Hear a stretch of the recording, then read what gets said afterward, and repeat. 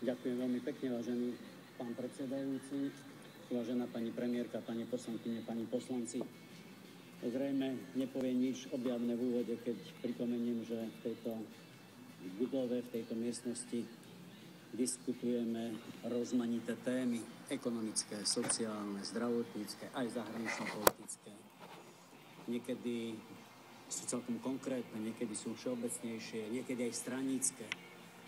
Ale tu a tam prichádza na rokovací stôl aj téma, ktorá je naozaj veľmi univerzálnou, o mnoho širšou, ako je téma rezortná, alebo téma, povedzme, vysoko profesionálna, odborná. Dodatok k eurovalu, ako sme si zvykli, je práve takouto témou. Témou, ktorá nie je ani rezortná, ani stranícka, ale dnes je nesmierne kľúčová. Kľúčová pre eurozónu, pre Európsku úniu, ale ako sme počuli aj pre Rusko, aj pre Spojené štáty, aj pre Čínu, pre G20, doslova bez preháňania, pre celý svet. A treba povedať, že epicentrom tejto témy je eurozóna, ktorej Slovensko je členom.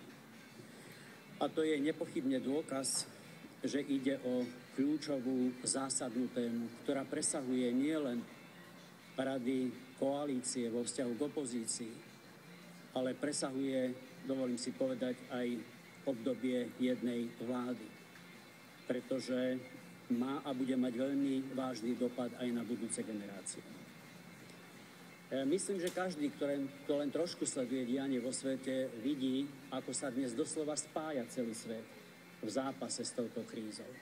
Ako intenzívne sa stretávajú lídri, ako často je spolu nemecká kancelárka s francúzskym prezidentom. Spájajú sa v úsilí zabrániť tomu najhoršiemu.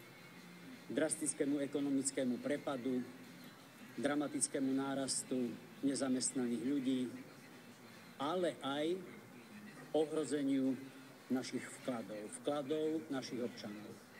Niektorí majú viac peňazí v bankách, niektorí majú menej peňazí v bankách, ale pre každého je táto téma, dovolím si povedať, životne dôležitá.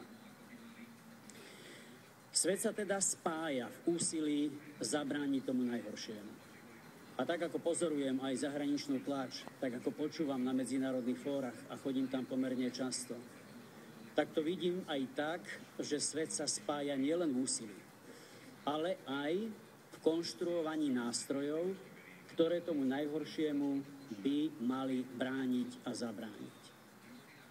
A ten tzv. FSF, alebo ochranný vál, je jedným z takýchto nástrojov, na použití ktorého sa doslova zjednocuje celý svet. Prečítajte si dnes americkú tlač, prečítajte si odborníkov, ekonomov z obidvoch kempov, z demokratického aj republikánskeho. Vyslovene to vidieť zo dňa na deň, ako sa aj odborný svet, aj politický svet zjednocuje v názore, že zrejme to nie je jediný nástroj účinný a možno aj nie najlepší, ale celkom isto do tejto chvíle nikto lepší neponúkol. A všetci